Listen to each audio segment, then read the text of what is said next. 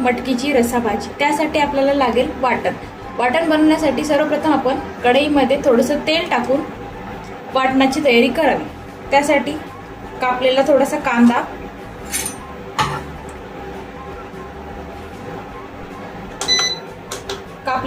कांदा,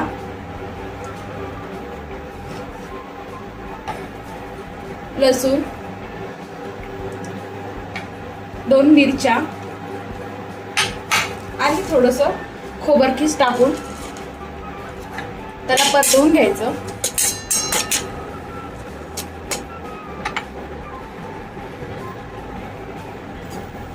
वाटण घट्ट होण्यासाठी त्यात थोडीशी आपण मटकी पण टाकू शकतो आणि हे वाटण लालसर होईपर्यंत परतवून घ्यायचं।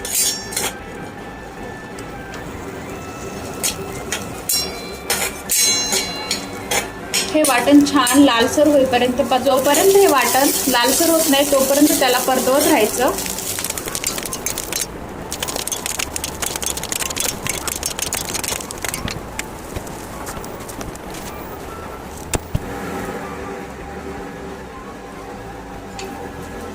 हे वाटण छान लालसर परतवलेलं आहे।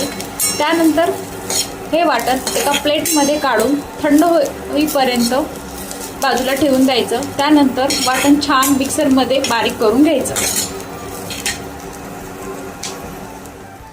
आता थंड झालेले हे वाटण आपण पाणी न घालता मिक्सरमधून काढून घ्यायचं।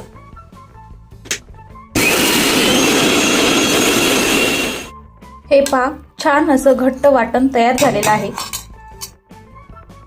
चला तर मग आता भाजीला फोडणी देऊ आपण। सर्वप्रथम कढई ठेवून घ्यायची, त्यानंतर त्यात थोडेसे तेल घालायचे, 1-2-3 चमचा होईल असे।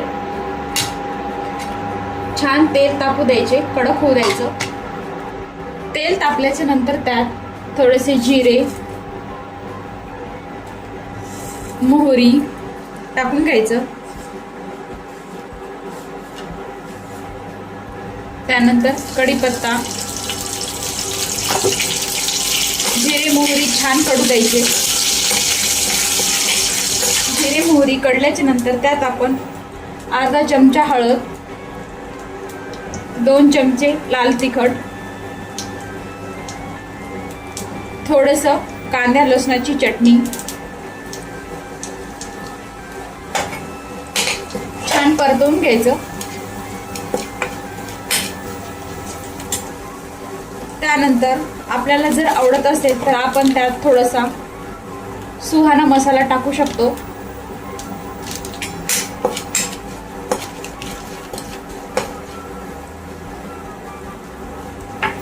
त्यानंतर आपण जे वाटण बनवलेलं होतं ते त्यात टाकून घ्यायचं।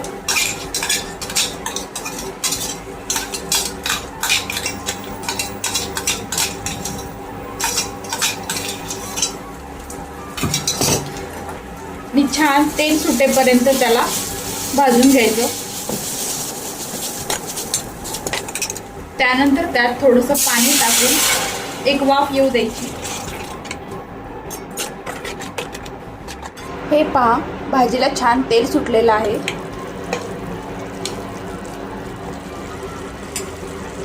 आता या रश्श्यामध्ये आपण मोड आलेली मटकी टाकून घेऊ।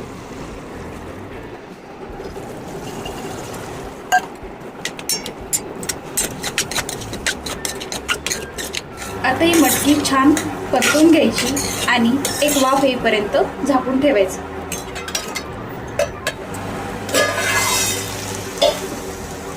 आता वाफ आल्यावर आपल्या आवश्यकतेनुसार त्यात थोडंसं पाणी टाकून घ्यायचं आणि वरून छान अशी हिरवी कोथिंबीर घालून घ्यायची। कोथिंबीर घालून छान असं परतवून घ्यायचं आणि परत वाफ येईपर्यंत झाकून ठेवायची। हे पहा, छान अशी भाजीला उकळी आलेली आहे।